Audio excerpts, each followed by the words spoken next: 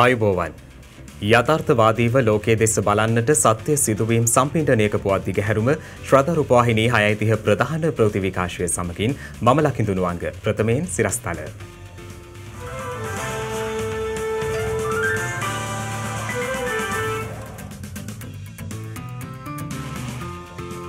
සංචරණ සීමා දැඩි වෙයි. මධ්‍යම රාත්‍රියේ සිට පළාත් අතර සංචරණ සීමා සපුරා තහනම්. මෙරට දෛනික කොවිඩ් ආසාදිත මරණ 150 සීමාව පසු කරයි. දෛනික කොවිඩ් ආසාදිතින් 3000ක් ඉක්මවයි. දළදා මංගල්‍යයේ පළමු කුමල් පෙරහැරාද දුර්වල ප්‍රතිශක්තිකරණයක් සහිත පුද්ගලයින්ට ඇමරිකාව 3 වන එන්නත් මාත්‍රාවක් අනුමත කරයි.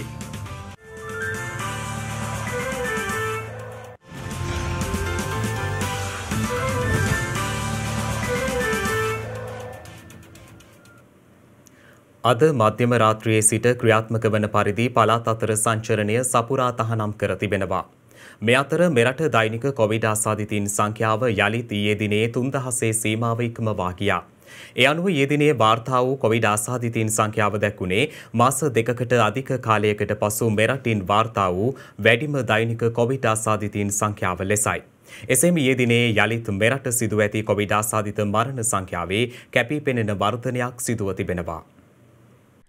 COVID-19 වසංගත ව්‍යාප්තිය පාලනය කරනු පිණිස පළාත් අතර සංචරණ සීමා අද මධ්‍යම රාත්‍රියේ සිට ක්‍රියාත්මක පරිදි සම්පූර්ණයෙන්ම තහනම් කර ඇතැයි COVID-19 පැතිරීම වැළැක්වීමේ ජාතික ක්‍රියාන්විත මධ්‍යස්ථානයේ ප්‍රධානී යුද හමුදාපති ජෙනරාල් ශවේන්ද්‍ර සිල්වා මහතා නිවේදනය කර තිබෙනවා. ඒ පිළිබඳව නිවේදනයක් නිකුත් කරමින් රජයේ ප්‍රවෘත්ති දෙපාර්තමේන්තුව සඳහන් කළේ පළාත් අතර ගමන් කිරීමට අවසර ලැබෙනුයේ සෞඛ්‍ය, වරාය, ගුවන් තොටුපළ ඇතුළු අත්‍යවශ්‍ය සේවාවන්හි සහ කෘෂිකර්මාන්ත සේවාවන්හි නිරත සහ ආයෝජන මණ්ඩලය විසින් අනුමත ඇඟලුම් හල්වල රැකියාවෙහි නිරත පිරිස් වෙත පමණක් බවයි. එමෙන්ම පළාත් අතර පොදු ප්‍රවාහන සේවාද අත්හිටුවා ඇති බව එම නිවේදනයේ සඳහන්. රාජ්‍ය පෞද්ගලික දෙයංශයේ කාර්ය මණ්ඩල සේවයට කැඳවීමේදී අවශ්‍යතාවය අනුව අදාළ පළාතෙන් පිට පදිංචි සේවකයන් කැඳවීමේ බලය ආයතන ප්‍රධානීන්ට පැවරෙන අතර පෞද්ගලික ව්‍යාපාරික ආයතනවල කාර්ය මණ්ඩල සේවයට කැඳවිය යුත්තේ සෞඛ්‍ය මාර්ගෝපදේශවලට අනුගතව සේවා ස්ථානයේ ඉඩ ප්‍රමාණය සැලකිල්ලට ගනිමින් බවයි එම නිවේදනයේ සඳහන් කර ඇත්තේ. එමෙන්ම කොවිඩ් මර්ධන එන්නත් මාත්‍රා දෙකම ලබාගත් බවට සහතිකයක් නැතිව පොදු ස්ථානවලට පිවිසීමට ලබන සැප්තැම්බර් මාස 15 වන දිනට පසු කිසිවෙකුටත් අවසර නොලැබෙන බව යුද හමුදාපතිවරයා විසින් සඳහන් කර තිබෙනවා. අපි අද රාත්‍රිය 12 සිට ළංගමටත් ඒ වගේ පෞද්ගලිකාංශයටත් දුම්රියට උපදෙස් දෙනවා. පළාත් අතර ධාවනය අත්හිටවන්න. ඒ වගේම පළාත් තුල ධාවනය කරන වාර ගණන අත්‍යවශ්‍ය කාල වේලාවන් වලට පමණක් සීමා කරන්න කියන උපදෙස ජනතාව කලබල වීමක් වෙන්න උවමනාවක් නැහැ. මොකද අද දවස තුල ක්‍රියාත්මක වෙන සියලුම ගමන් වාර ක්‍රියාත්මකයි. මොකද හෙට දිනේ සිට පළාත් අතර දුම්රියවත් බස් රථවත් ධාවනය කෙරෙන්නේ නැහැ කියන කාරණේ අපි කියන්නට අවශ්‍යයි. මෙරට කොවිඩ් ව්‍යාප්තියේ ආරම්භයේ සිට මේ දක්වා වාර්තා වූ කොවිඩ් ආසාදිත මරණ සංඛ්‍යාව පළමුවරට පෙරේදා දිනේදී 150 සීමාව ඉක්මවා ගියා. ඒ පසුගිය 11 වෙනිදා සිදුව ඇති බවට සෞඛ්‍ය සේවා අධ්‍යක්ෂ ජෙනරාල්වරයා විසින් ඊයේ දිනේ කොවිඩ් ආසාදිත මරණ 156ක් තහවුරු කිරීමත් සමගයි. ඒ අනුව මේ වන විට මෙරටින් වාර්තා වන සමස්ත කොවිඩ් ආසාදිත මරණ සංඛ්‍යාව දැක්වෙන්නේ 5620ක් ලෙසයි. එසේම දිනක් තුළ මෙරටින් වාර්තා වූ වැඩිම කොවිඩ් ආසාදිත මරණ සංඛ්‍යාවේ වාර්තාව අලුත් වූයේ අඛණ්ඩව 90 වන දිනට වීමද විශේෂත්වයක්. මේ අතර පසුගිය ජූනි මාස 5 වෙනිදායින් පසු මෙරටින් වාර්තා වූ වැඩිම කොවිඩ් ආසාදිතයන් සංඛ්‍යාව ඊයේ දිනේ වාර්තා වුණා. ඒ අනුව ඊයේ දිනේ මෙරටින් වාර්තා වූ සමස්ත කොවිඩ් ආසාදිතයන් සංඛ්‍යාව දැක්වුණේ 3039ක් ලෙසයි. ඉන් 46 දෙනෙකු හඳුනාගෙන ඇත්තේ විදේශයන්හි සිට මෙරටට පැමිණ නිරෝධායනය වෙමින් සිටි පුද්ගලයන් අතරින්. ඊයේ දිනේ වැඩිම කොවිඩ් ආසාදිතයන් සංඛ්‍යාවක් වාර්තා වී ඇත්තේ ගම්පහ දිස්ත්‍රික්කයෙන්. එම සංඛ්‍යාව දැක්වුණේ 591ක් ලෙසයි. එසේම කොළඹ දිස්ත්‍රික්කයෙන්ද කොවිඩ් ආසාදිතයන් 455ක් වාර්තා වී ඇති අතර කළුතර දිස්ත්‍රික්කයෙන් වාර්තා වී ඇති කොවිඩ් ආසාදිතයන් සංඛ්‍යාව 437ක්. මේ වෙනක සමාජය තුළ රෝගී ආසාදිතුන්ගේ සමීපතයන් හොයාගන්න බැරි තරම් ක්‍රියාත්මක වෙලා තිබෙන්නේ. මෙවැනි තත්ත්වයක් තුළ දැන් කිසි ආකාරයකින් පාලනයෙන් ගිලිහිලා තත්ත්වයකින් රෝගීන් ඉන්නවා. මේ තත්ත්වය තුළ අපෙන් පාලනය ගිලිහිලා තියෙන්නේ. එක පුද්ගලයෙක්ගෙන් දෙන්නෙකුට මේ රෝගය බෝ කළොත් හැම දවස් 5කට විතරවත් පස්සේ රෝගීන් සංඛ්‍යාව දෙගුණ වෙන්න ඕනේ. නමුත් අහු නොවුණු රෝගීන් සංඛ්‍යාව එකතු කළත් අපේ සංඛ්‍යාවන් පහුගිය සති කිහිපය තුල දෙගුණ තෙගුණ වෙලා නැහැ. මේ රෝගීන් සංඛ්‍යාව බොහෝ වෙන රැකියාව පාලනයකින් යුතුව වෙන නිසා තමයි මේ ආකාරයට සුළු පිරිසකින් පමණක් වැඩි වෙන්නේ. එහෙම නැත්තම් මේ අද හම්බ වෙන රෝගීන් 3000 තව දවස් 5කින් දෙන්නෙකුට ලෙඩේ බෝ කරොත් ඊළඟ දවස් 5කින් රෝගීන් 6000ක් වෙන්න ඕනේ. පාලනයෙන් ගිලිහිලා නැහැ. නමුත් මේ තත්ත්වය ඉතා බරපතලයි. ඒ නිසා සියලු දෙනාම මේකට සහයෙන් කටයුතු කිරීම වැදගත් වෙනවා.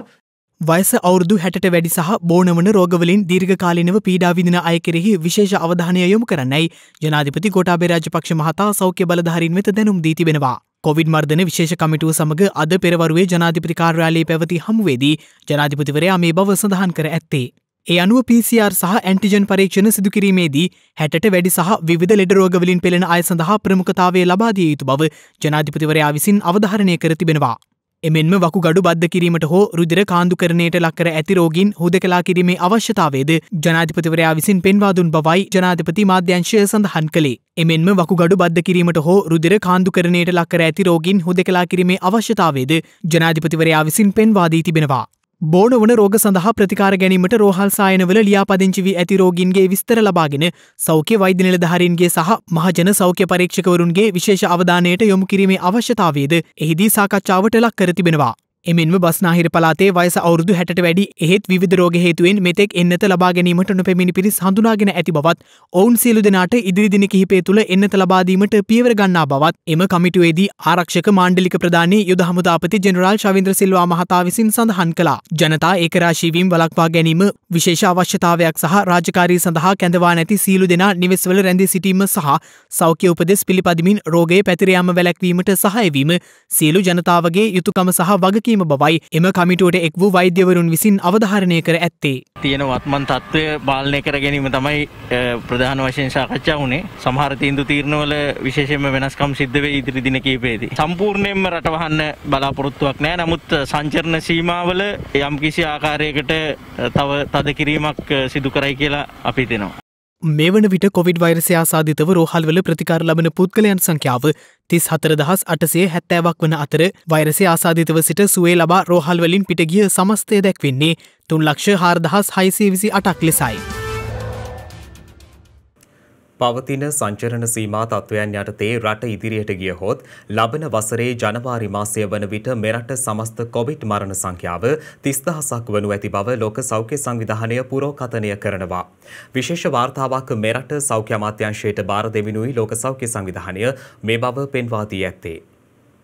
ලෝක සෞඛ්‍ය සංවිධානය මෙම අනතුරු ඇඟවීම සිදු කරන්නේ මෙරට වෛද්‍ය විශේෂඥයන් 30 දෙනෙකු සමග එක්ව සිදු කළ සමීක්ෂණයකින් අනතුරුවයි. ඒ අනුව ලෝක සෞඛ්‍ය සංවිධානය පෙන්වා දෙන්නේ දැනට පවතින සංචරණ සීමා යටතේ රට ඉදිරියටත් පැවතුනහොත් කොවිඩ් මරණ සංඛ්‍යාව ඉහළ යනු ඇති බවයි. සති 4ක කාලයක් සඳහා දැඩි සංචරණ සීමා පනවමින් මෙම තත්ත්වය යම් තරමකට හෝ පාලනය කිරීමට පියවර ගතහොත් මරණ සංඛ්‍යාව 12,000කින් පමණ අඩු කර ගත හැකි බවයි එම සංවිධානය පෙන්වා දෙන්නේ. පවතින සංචරණ සීමා යටතේ සැප්තැම්බර් මාස මැද භාගය වන විට මෙරටින් දෛනික ආසාදිතයන් 6,000ක් පමණ වාර්තා විය හැකි බවත් ඔක්තෝබර් මුල වන විට දෛනික මරණ සංඛ්‍යාව 220ක් දක්වා ඉහළ යා හැකි බවත් එම පුරෝකථනයෙන් පෙන්වා දෙනවා. මෙම විශේෂඥ කණ්ඩායම ලෝක සෞඛ්‍ය සංවිධානය හා එක්ව ඉදිරිපත් කරන වාර්තාවේ සඳහන් වන්නේ ඔක්තෝබර් මුල් භාගය වන විට දිනකට ආසාදිතයන් 275ක් පමණ දැඩි සත්කාර ඒකක වෙත යොමු කිරීමේ අවශ්‍යතාවයක් පැන නගින බවයි. කෙසේ වෙතත් මැයි ජූනි මාසවලදී රට තුළ ක්‍රියාත්මක කෙරෙනු දැඩි සංචරණ සීමා නැවත ආදේශ කරමින් රෝග ව්‍යාප්ති පාලනයට පියවර ගතහොත් මෙම තත්ත්වය දිනකට රෝගීන් 1000ක් දක්වා අඩු කරගත හැකි බවට ඔවුන් විශ්වාසය පළ කරනවා. මෙම වාර්තාවෙන් පෙන්වා දෙන්නේ එසේ වුවහොත් දිනක මරණ සහ දැඩි සත්කාර ඒකක ප්‍රතිකාර අවශ්‍ය වන ආසාදිතයන්ගේ සංඛ්‍යාව 25ක් පමණ දක්වා පහළ වැටෙනු ඇති බවයි. එම තත්ත්වයන් යටතේ වුවද ලබන වසරේ ජනවාරි මාසය වන විට මෙරටින් කොවිඩ් ආසාදිත මරණ 18,000ක් වාර්තා විය හැකි බව මෙම විශේෂඥ කණ්ඩායම අනතුරු අඟවනවා. ජීවිත රැක ගැනීම ප්‍රමුඛත්වයේලා සැලකමින් වහාම ක්‍රියාත්මක විය යුතු බවට ලෝක සෞඛ්‍ය සංවිධානය මෙරට බලධාරීන්ට නිර්දේශ කරනවා. ඒ යටතේ ඔවුන් මෙම තත්ත්වය පාලනය කර ගැනීම සඳහා නිර්දේශ ගණනාවක් ඉදිරිපත් කර ඇති අතර ඉන් ප්‍රමුඛතම නිර්දේශය වන්නේ තදබල සංචරණ සීමා පැනවීමයි. පළාත් සංචරණ සීමා වෙනුවට දිස්ත්‍රික් අතර සංචරණ සීමා පැනවිය යුතු බවට එම වාර්තාවෙන් නිර්දේශ කර තිබෙනවා. එමෙන්ම කෙටි කාලයක් සඳහා හෝ ඇඳිරි නීතිය පැනවීමත් සියලුම මහජන ඒකරාශී වීම සහ මුලින්ම නවතා දැමීමත් අවම තරමින් රට සති 3කට හෝ වසා දැමීමත් සෞඛ්‍ය අමාත්‍යාංශයට බාර කෙරෙනු විශේෂඥ වාර්තාවේ ඇති නිර්දේශ අතර ප්‍රමුඛයි. එමෙන්ම සෞඛ්‍ය අංශ සේවකීන්ගේ ආරක්ෂාව පිළිබඳ දැඩි අවධානයක් යොමු කිරීමටත් මහජනතාව වඩාත් විධිමත් ක්‍රමවේදයන් හරහා දැනුවත් කිරීමත් සිදු කළ යුතු බව මෙම වාර්තාව පෙන්වා දෙනවා. එමෙන්ම මෙම විශේෂඥයන් අවධාරණය කරන්නේ COVID-19 වෛරසයට ගොදුරුව මිය යන පුද්ගලයන් පිළිබඳ නිවැරදි සංඛ්‍යාලේඛන සමාජයට ඉදිරිපත් කළ යුතු බවයි. ඒ හරහා මෙම රෝගයේ ඇති බරපතලකම පිළිබඳ සමාජයට හොඳින් ප්‍රේරණය කර හැකි බවත් ඔවුන් පෙන්වා දෙනවා. මේ අතර නිසි සෞඛ්‍ය පුරුදු අනුගමනය නොකළහොත් ඉදිරි දෙසතිය තුළ ගෝලීය වාර්තා වන කොවිඩ් ආසාදිතින් සහ මරණ සංඛ්‍යාව වඩා ඉහළ අගයක් ගත හැකි බවද ලෝක සෞඛ්‍ය සංවිධානය පවසනවා. COVID-19 ඩෙල්ටා විකෘති ප්‍රභේදය මේ වන විට ලොව රටවල් සහ අර්ධරාජ්‍යන් 142කට පැතිර ගොස් ඇති බව ලෝක සෞඛ්‍ය සංවිධානය පවසනවා. ඔවුන් පෙන්වා දෙන්නේ ගෙවුණු සතිය තුළ ගෝලීයව කොවිඩ් ආසාදිතයන් ලක්ෂ 42ක් පමණ හඳුනාගෙන ඇති අතර මරණ 65,000ක් පමණ වාර්තා වී ඇති බවයි. ඒ අනුව ඔවුන් අනතුරුවඟ වන්නේ නිසි සෞඛ්‍ය පුරුදු අනුගමනය නොකළහොත් ඉදිරි දෙසතිය තුළ පවතින තත්ත්වය වඩා භයානක විය හැකි බවයි. එමෙන්ම ලෝක සෞඛ්‍ය සංවිධානය පෙන්වා දෙන්නේ කොවිඩ් ආසාදනය වූ පුද්ගලයන් හට කොවිඩ් ඩෙල්ටා වෛරස ප්‍රභේදය නැවත ආසාදනය වීමේ ඉහළ හැකියාවක් පවතින බවයි. ඔවුන් සිදුකරන ලද පර්යේෂණවලින් අනාවරණය වී ඇත්තේ ඩෙල්ටා විකෘති වෛරස ප්‍රභේදයේ ආසාදිතයන්ගේ වෛරස ධාරිතාවය ඉතා ඉහළ අගයක් ගන්නා බවයි. මේ අතර දුර්වල ප්‍රතිශක්තිකරණ පද්ධතියක් සහිත ඇතැම් පුද්ගලයන් සඳහා ෆයිසර් හෝ මොඩර්නා කොවිඩ් එන්නත් තුන්වන මාත්‍රාවක් ලබාදීම යෝග්‍ය බවට ඇමරිකා එක්සත් ජනපදයේ ආහාර හා ඖෂධ පරිපාලනය විසින් අනුමත කර තිබෙනවා. අදාළ එන්නත් දෙක සඳහා ලබාදී ඇති හදිසි භාවිත අනුමැතියේ යාවත්කාලීන කිරීමක් ලෙසයි එම අනුමැතිය ලබාදී ඇත්තේ. විශේෂයෙන් අවයව බද්ධ කිරීම සිදු කළ හෝ වෙනත් එවැනි ප්‍රතිශක්තිකරණ පද්ධතියට බලපාන වෙනස්කම්වලට භාජනය වූ පුද්ගලයන්ට මෙය අදාළ වන බවයි ඇමරිකානු ආහාර සහ ඖෂධ පරිපාලනය සඳහන් කළේ. එමගින් මෙම තීරණය ප්‍රකාශයට පත් කර ඇත්තේ CDC හෙවත් ඇමරිකානු රෝගපාලන හා වැළැක්වීමේ ආයතනයේ උපදේශක කමිටුව මගින් තුන්වන කොවිඩ් එන්නත් කරන මාත්‍රාවක් පිළිබඳ තීරණයකට සැරසෙද්දී. කෙසේ නමුත් වෛද්‍ය විද්‍යාඥයන් බහුතරයක් පෙන්වා දෙන්නේ තුන්වන වර්ධක එන්නත් මාත්‍රාවක අවශ්‍යතාවය දත්ත මගින් තහවුරු නොකරන බවයි. මේ අතර වසංගත ව්‍යාප්තිය තුළ ජපානයේ වැඩිම දෛනික ආසාදිතයන් පිරිස ඊයේ වාර්තා වී තිබෙනවා. එම සංඛ්‍යාව දැක්වුණේ 15,792ක් ලෙසයි. ඉන් වැඩිම ආසාදිතයන් පිරිසක් හඳුනාගෙන ඇත්තේ ටෝකියෝ අගනුවර ආශ්‍රිතව බවයි විදේශ මාධ්‍ය වාර්තා කළේ. එම ආසාදිතයන් සංඛ්‍යාව 4,989ක් වන අතර ඔසාකා, ශිෂුඕකා, කගෝෂිමා ඇතුළු ප්‍රදේශ රැසකත් වෛරසය ආසාදනය වූ පුද්ගලයන් සීග්‍රයෙන් ඉහළ යමින් තිබෙන බවද විදේශ මාධ්‍ය වැඩිදුරටත් සඳහන් කළා. මෙවර මහනුවර ඇසල පෙරහැර මංගල්‍යයේ පළමු කුඹල් පෙරහැර අද රාත්‍රියේ වීථි සංචාරය කිරීමට නියමිතයි. ඓතිහාසික සිංකඩගල රාජධානියේ වඩා හිඳුවන ලද උතුම් දන්ත ධාතුන් වහන්සේ උදෙසා පවත්වනු ලබන ඇසල පෙරහැර මංගල්‍ය මෙරට සංස්කෘතිය විදහා දක්වන පූජෝපහාර පෙළහරකි. දිවමන් බුදුරජුන් ලෙසින් මෙලක් ධරණයෙහි සතර දිග්භාගය සුරක්ෂිත කරන උතුම් දන්ත ධාතුන් වහන්සේ උදෙසා සිදු කෙරෙන වාර්ෂික දළදා පෙරහැරේ ආරම්භය සනිටුහන් කරමින් පසුගිය 8 වැනිදා කප් සිටුවීම සිදු කරනු ලැබුවා. ඉන් පසුව පෙරහැර සම්ප්‍රදායානුකූලව කුඹල් පෙරහර මෙන්ම රන්දෝලි පෙරහරද පැවැත්වීමට නියමිතව තිබෙනවා. ඒ අනුව මෙවර ඇසල මහා පෙරහර මංගල්‍යයේ පළමු කුඹල් පෙරහැර අද රාත්‍රියේ වීදි සංචාරය ආරම්භ කරන අතර ඉදිරි දින 5ක් පුරා එම කුඹල් පෙරහැර වීදි සංචාරය කෙරෙනු ඇති. එමෙන්ම එළැඹෙන 18 වනදා ඇසල මංගල්‍යයේ රන්දෝලි පෙරහර වීදි සංචාරය ආරම්භ කිරීමටයි නියමිතව ඇත්තේ. ඒ අනුව එලෙස ආරම්භ වන රන්දෝලි පෙරහැර අගෝස්තු මාස 22 වනදා දක්වා වීදි සංචාරය කෙරෙනවා. ඉන් අනතුරුව අගෝස්තු මාස 23 වනදා පැවැත්වෙන දිය කැපීමේ චාරිත්‍රයෙන් අනතුරුව දහවල් පෙරහර පවත්වා මෙවර පෙරහර මංගල්‍යයේ අවසන් වනු ඇති. මෙවර උතුම් ඇසල පෙරහැර මංගල්‍ය සඳහා අලියතුන් 100ක් පමණ මෙන්ම නර්තන ශිල්පීන් ඇතුළු කලා ශිල්පීන් 5600 දෙනෙකු පමණ සහභාගී වනවා. නමුත් රට තුළ පවතින කොවිඩ් වසංගතය සැලකිල්ලට ගනිමින් පසුගිය වසරේ මෙන් මෙවරත් පෙරහැර මංගල්‍ය මහජන සහභාගීත්වයෙන් තොරව පැවැත්වීමටයි කටයුතු යොදා ඇත්තේ. ඒ අනුව මෙවර මහනුවර ඇසල පෙරහැර මංගල්‍යයේ ආරක්ෂාව සඳහා ජෛව ආරක්ෂක බුබුලක් යටතේ පොලිස් නිලධාරීන් 5500ක් පමණ යොදවා ඇති බවයි ශ්‍රී ලංකා පොලිසිය විසින් සඳහන් කළේ.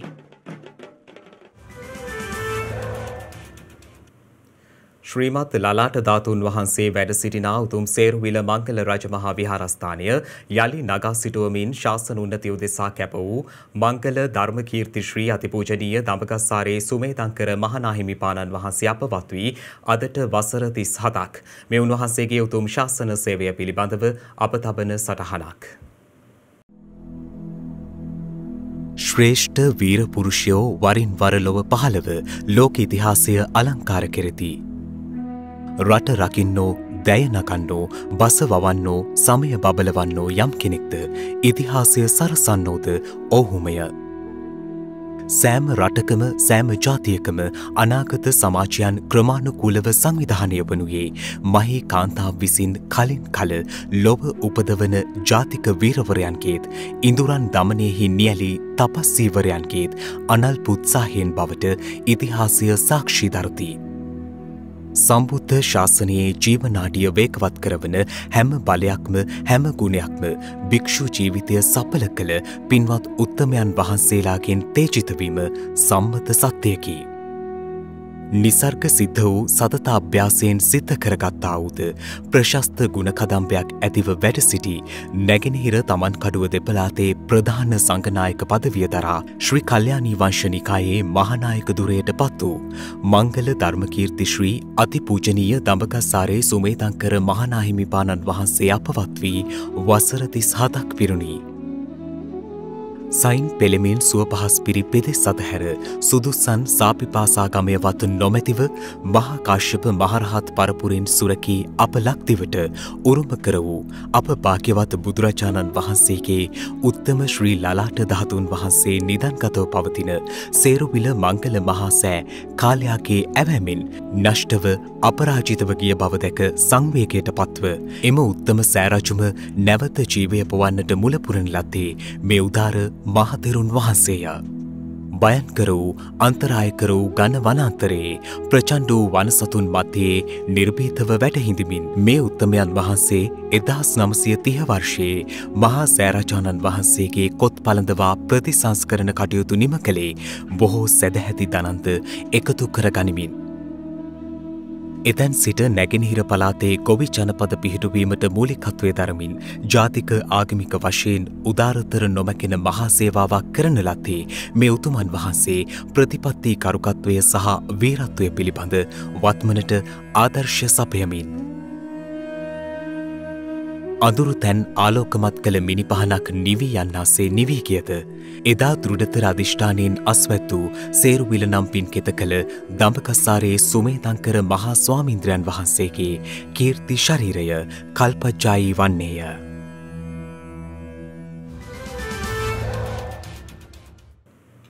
දැන් තවත් දේශීය පුවත් කිහිපයක් කෙටියෙන්.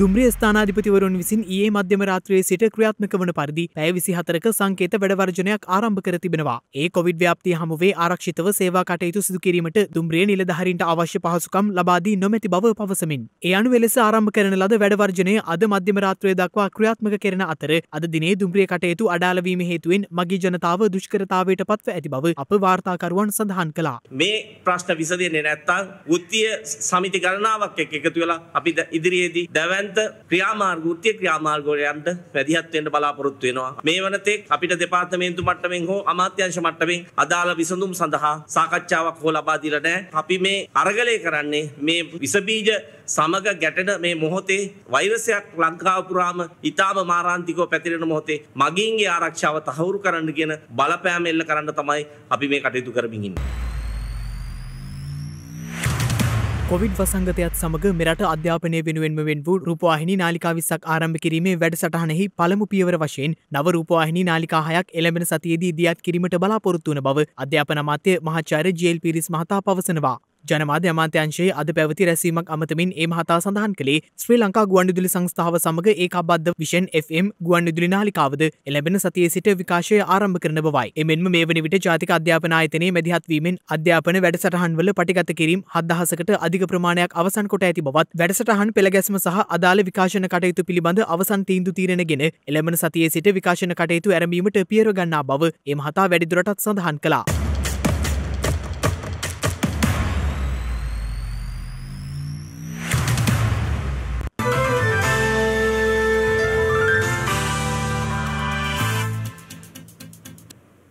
අවධානය විදෙස් පුවත් වෙත. විශේෂ කාලගුණ රතු නිවේදනයක් නිකුත් කිරීමට ඉතාලි රජය පියවරගෙන තිබෙනවා. ඒ පවතින අධික උණුසුම් කාලගුණ තත්ත්වය සහ ලැබ්ගිනි තත්ත්වය හේතුවෙන්. වාර්තාවන අධික උණුසුම් කාලගුණ තත්ත්වය සහ ලැබ්ගිනි තත්ත්වය සමග විශේෂ කාලගුණ රතු නිවේදනයක් නිකුත් කිරීමට ඉතාලි රජය පියවරගෙන තිබෙනවා. ඉතාලි කාලගුණ අංශ සඳහන් කළේ සෙල්සියස් අංශක 48 ඉක්ම වූ උෂ්ණත්වයක් මේ දිනවල එරටින් වාර්තාවන බවයි. එමෙන්ම උණුසුම් වාදාහාර හේතුවෙන් ඉතාලියේ අනෙකුත් ප්‍රදේශවලද උෂ්ණත්වය ඉදිරි දිනවලදී ඉහළ යා හැකි බවටයි ඉතාලි බලධාරීන් අනතුරු අඟවා ඇත්තේ. මේ වන විට සිසිලියේ සහ කලබීරයා ප්‍රදේශයේ ලැබ්ගිනි නිවීම සඳහා මෙහියුම් 300කට වැඩි සංඛ්‍යාවක් ආරම්භ කර ඇති බව එරට මාධ්‍ය වාර්තා පෙන්වා දෙනවා.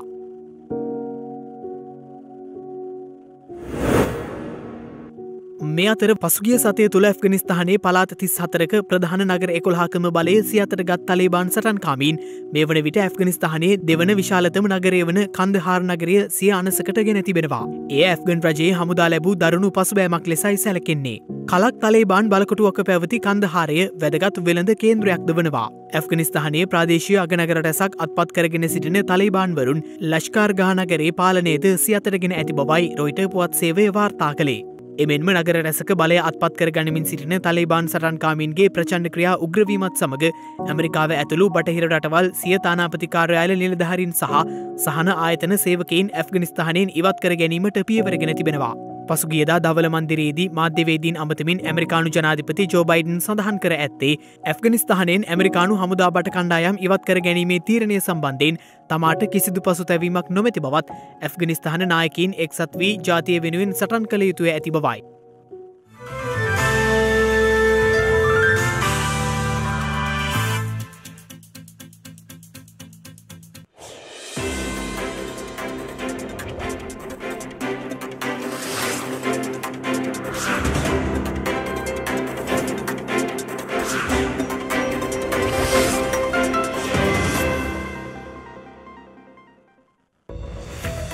හෙට අගෝස්තු 14 වැනිදා ඉංග්‍රීසි ජාතික දේශපාලන න්‍යායවාදියෙකු ලේඛකයෙකු ප්‍රකාශකයෙකු සහ සිවිල් සේවකයෙකු වූ ලෙනාඩ් සිඩ්නි වුල්ෆ් මහතා මෙලොවින් සමුගෙන ඇත්තේ 1969 වසරේ අගෝස්තු මාස 6 වැනි දිනකයි. පාකිස්තානයේ නිදහස් දිනය හෙට දිනට එනම් අගෝස්තු 14 වන දිනට යෙදී තිබෙනවා. එම දිනේ 1947 දී බ්‍රිතාන්‍ය රාජ්‍ය අවසන් වීමෙන් පසු පාකිස්තානයේ නිදහස ලබා ස්වෛරී රාජ්‍යයක් ලෙස ප්‍රකාශයට පත් කළ දිනේ මුල් කර ගනිමිනුයි සමරනු ලබන්නේ. රූපවාහිනිය ලොවට තිලින කළ ජෝන් ලොගී බෑඩ් මහතා මෙලොවින් සමුගෙන ඇත්තේ 1888 වසරේ අගෝස්තු මාස 14 වන දිනයි.